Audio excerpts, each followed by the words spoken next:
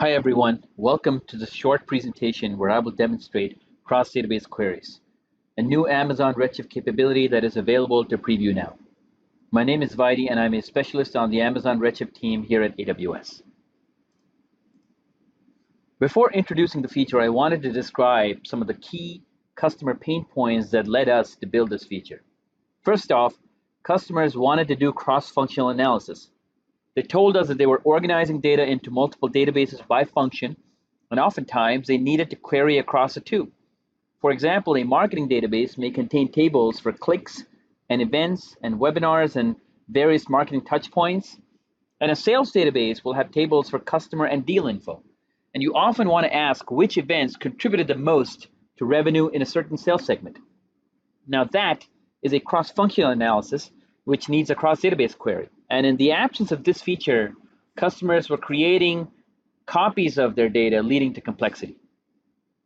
Second, customers wanted to perform common ETL and staging and processing all in one place while their raw data was spread across multiple databases.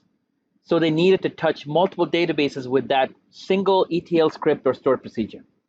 Third, organizing data in multiple Redshift databases is also a common scenario when migrating from traditional data warehouses. And without being able to query across databases, customers were having to refactor their data models, which added heavy lifting and maintenance work. And finally, customers wanted to ensure that users could only see the relevant subsets of the data they had permissions for, down to the metadata level. Granular access control is possible today. However, the problem is that you still see all the metadata in a database. With cross-database queries, you can seamlessly query data from any database in your Redshift cluster, regardless of which database you're connected to. Cross-database queries eliminate data copies and simplify your data organization to support multiple functions on the same cluster. A few other things to remember. Since you can now access data from any database on the cluster without having to connect to the specific database, effectively, that means you can join data sets from multiple databases in a single query. Database objects can be queried with a simple three-part notation of database.schema.object, which I'll demonstrate in a little bit. We support various database objects, including tables and views, both regular and late binding, as well as materialized views. Cross-database queries integrate seamlessly with your business intelligence or analytics tool of choice. You can continue to set up granular access controls for users with standard Redshift SQL commands and ensure that users only see the relevant subsets of the data they have permissions for. And finally, support for cross-database queries is available only on the Amazon Redshift RA3 node type, as this feature is built on top of Redshift Managed Storage, which was an innovation we shipped as part of the RA3 instance. With that, let's do a quick demonstration. I'm going to show you from a couple of different perspectives how you can use and benefit from this capability from the standpoint of an analyst and from the standpoint of a security admin. First, as an analyst, I'm logged in to the consumer database in Redshift with my SQL editor. I'm analyzing some customer data for my business, trying to understand the top orders with the associated customer info that had more than 300 units of a certain product. Maybe 300 is a threshold we have internally defined to qualify that customer as a high-touch enterprise customer. So I'm going to go ahead and run this query. And I see that there's about 6,000 orders that this query returns, and this piques my curiosity. So now I'm interested in knowing which suppliers are responsible for some of my top orders and in what nations.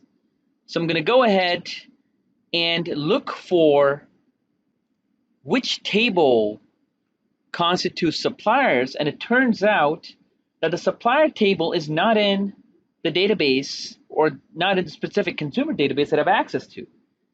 The supplier table sits in a separate database. Now with cross-database querying, solving this problem becomes really simple.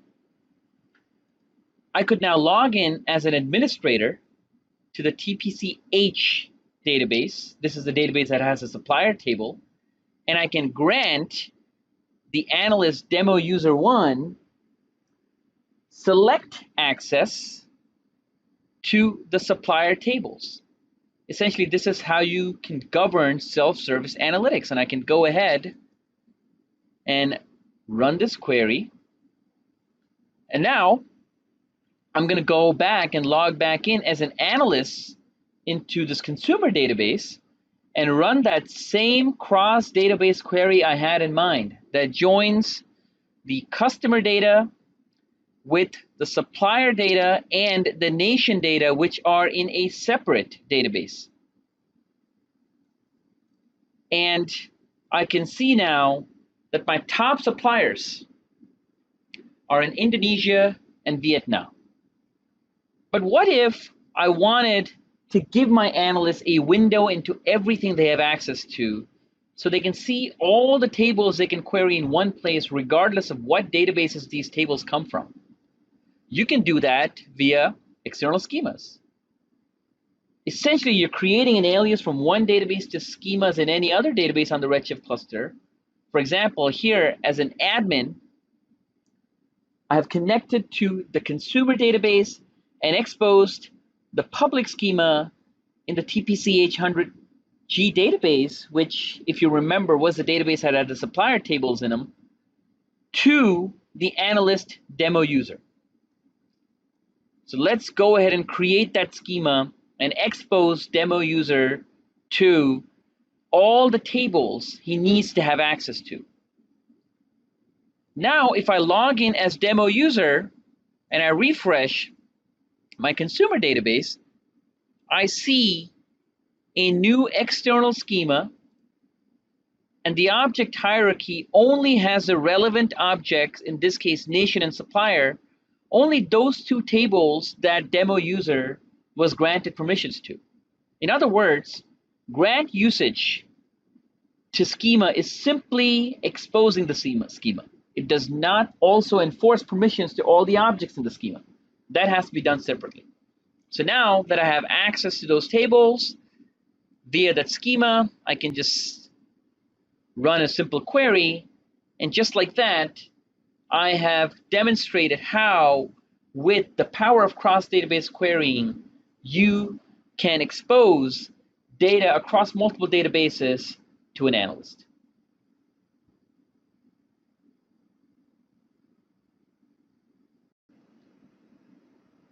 Before ending, I wanted to direct your attention to the Amazon Redshift documentation and a new post we published on the AWS Big Data blog that details how to set up cross-database querying. Good luck previewing this feature, and as always, we look forward to your feedback.